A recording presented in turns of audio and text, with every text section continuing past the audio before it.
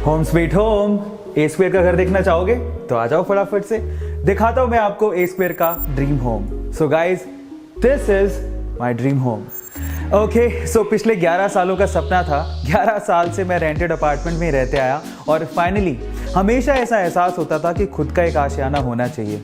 और मैंने कभी वैसे सोचा नहीं था कि बेंगलोर में मेरा खुद का घर होगा, और फाइनली मैंने अपना ड्रीम होम तैयार कर लिया है और वही मैं आप लोगों को दिखाना चाहता हूँ। बहुत मेहनत से और बहुत सपने से मैंने इस घर को सजाया है और आप लोग इसे ज़रूर देखिएगा। चलिए मैं आपको सैर कराता हूँ मेरे घर की, लेकिन उससे पहले मैं आप लोगों को बताना चाहता हूँ कि एक्चुअली ये जो घर है वो सपना पूरा कैसे हुआ। फर्स्ट ऑफ ऑल वेदांतु, और thank you so much Vedantu and Anand sir, Vanshi sir, Pulkit sir, जिनकी वजह से मेरा सपना पूरा हो रहा है, आज हो चुका है और अब मैं आपको सैर करवा रहा हूँ। सबसे पहले मैं आपको दिखाता हूँ डोर से एंट्रेंस। मुझे पहले अंदाज़ा ही नहीं था कि फोयर एरिया क्या होता है। फाइनली जब होम लेन में डिज़ाइनिंग पार्ट आ रहा था तो एंट्री पार्ट को उन्होंने बताया कि this is a foyer area जो हमें डिज़ाइन करना है। तो हमें बहुत सारे डिज़ाइन दिखाए जिसमें हमें डिज़ाइन बहुत ही सूदिंग लगा और उसके बाद हमने इसको डिज़ाइन किया। सो जितना भी नीचे दिख रहा है this is design by HomeLane only, and this mirror, ये जो डिज़ाइनिंग है basically mirror designing, that is done by Anil and company.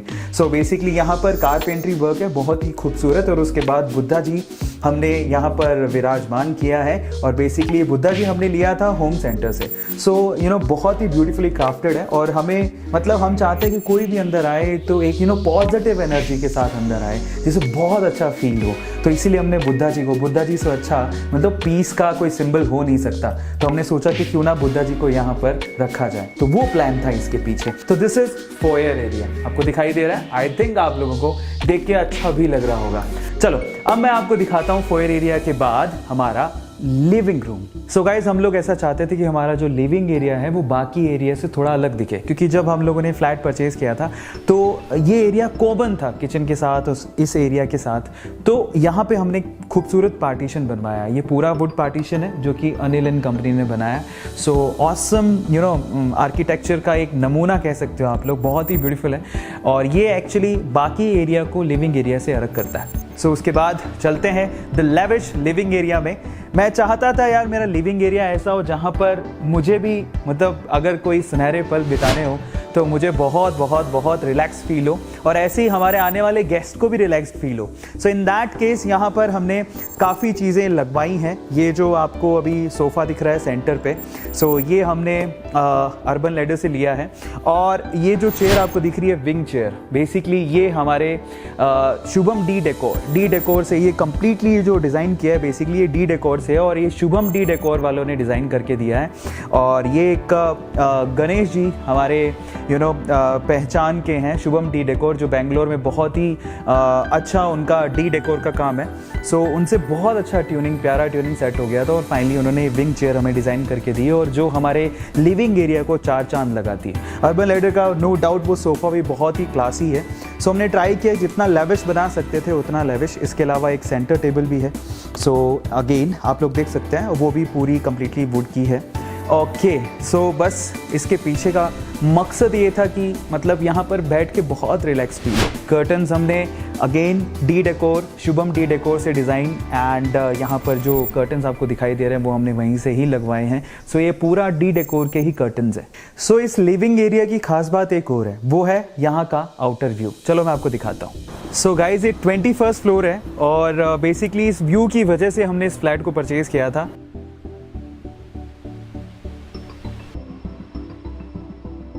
ये एरिया था लिविंग रूम के बाहर, जो आउटसाइड बेंगलोर का नज़ारा आपको दिखाता है, जो कि बहुत ज़्यादा ब्यूटीफुल है।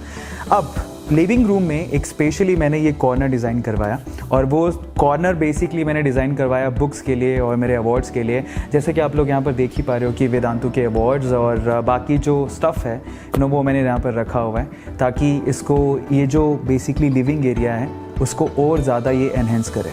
सो ये वो एरिया था। और उसके बाद मुझे होम थिएटर का बहुत ज़्यादा शौक़ था।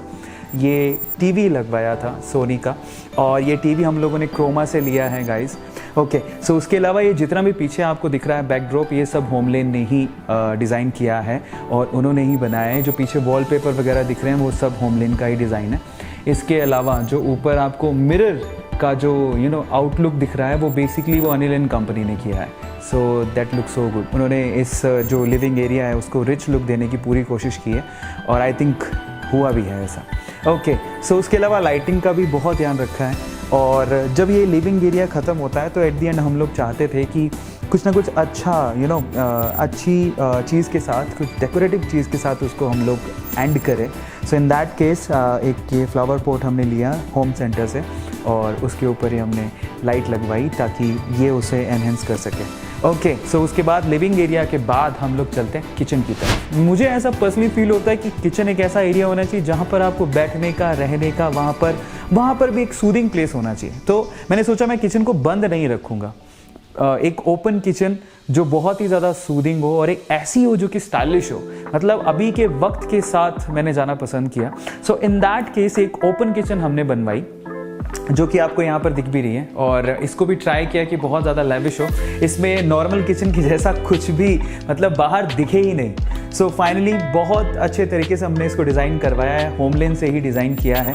और यहाँ पर एक फ्रिज जो आपको दिख रहा है बेसिकली ये भी बहुत ही हमने क्रोमा से अगेन परचेज़ किया जैसे हमने टीवी परचेज़ किया था और हमने कोशिश की कि कुछ ऐसा हो, मतलब मुझे वाइट कलर बहुत अच्छे लगते हैं और मैं चाहता था कि मेरे घर में वाइट, लाइट ग्रे ऐसे कलर्स यूज़ हों जो कि बेसिकली ब्यूटी को एनहेंस करें और आपको कभी भी ना आंखों में चुभे नहीं, एक सूदिंग होना चाहिए, मतलब आइज़ में ना देखने के बाद चुभन नहीं होनी चाहिए। ये जो ब्रेकफास्ट काउंटर भी डिज़ाइन किया है उसमें जो ये आपको दिख रहा है वो वाइट मार्बल है। सो ये वाइट मार्बल है और ज़्यादातर हमने वाइट या फिर लाइट कलर ही चूज़ किए हैं। हमने कोशिश की है कि जब हम किचन में आएँ हमें बहुत अच्छा महसूस हो, मतलब ऐसा नहीं कि सिर्फ खाना बनाओ और जाओ, ऐसा नहीं, यहाँ पर बैठे रहें, बातें करें।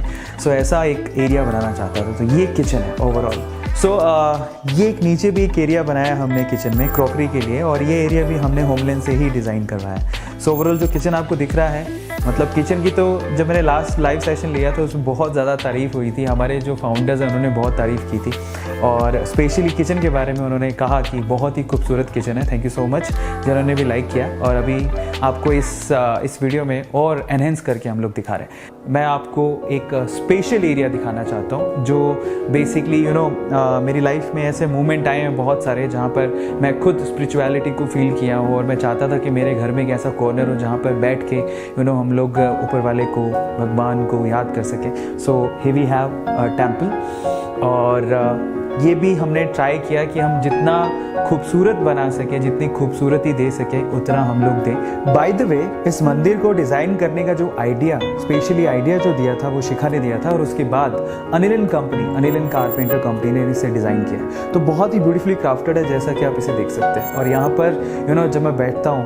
और कृष्ण भगवान के सामने बैठना, इट्स लाइक मतलब बहुत अच्छा फील आता है, बहुत ही पीसफुल फीलिंग आती है। सो ये एक एरिया है जो मेरे घर को 4 चांद लगाता है। चलिए अब हम लोग मंदिर के बाद, किचन के बाद और हमारे गेस्ट रूम, लिविंग रूम के बाद चलते हैं मेरे बेडरूम की तरफ। सो अगेन मैं चाहता था यार एक बेडरूम ऐसा हो जहाँ पे पीस हो, अगर पीस होती तो ही तो नींद आती है ना। तो फाइनली उसको भी हमने लेविश बनाने की कोशिश की है। इस तरफ अरमारियो दिख रहा है, let's look at this and actually this is designed by होमलेन only।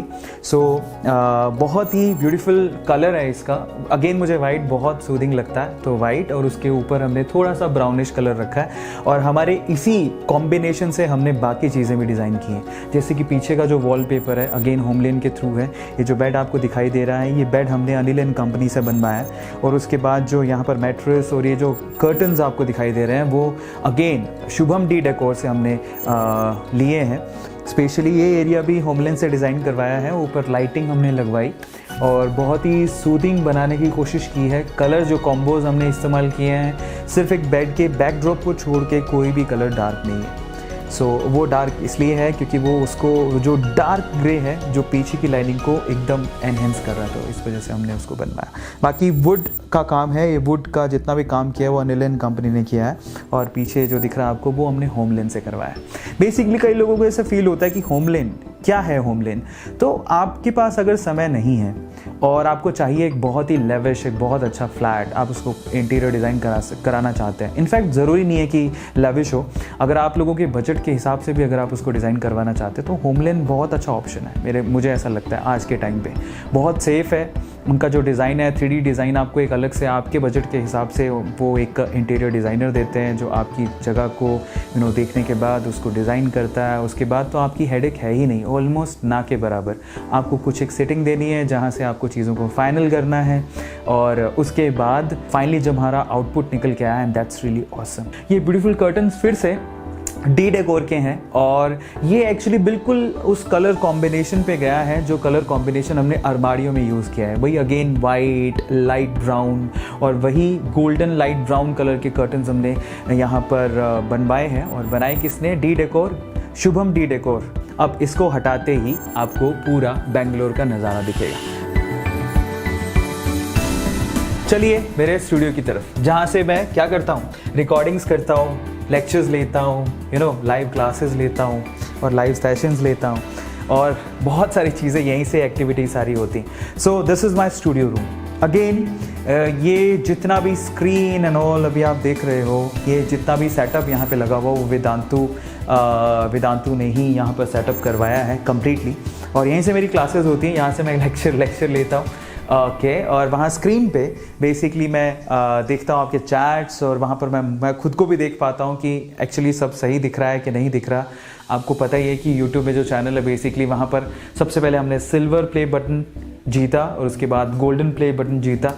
और ये एरिया है जहाँ पे मैंने अपनी चीज़ें रखने के लिए कॉर्नर बनाया है।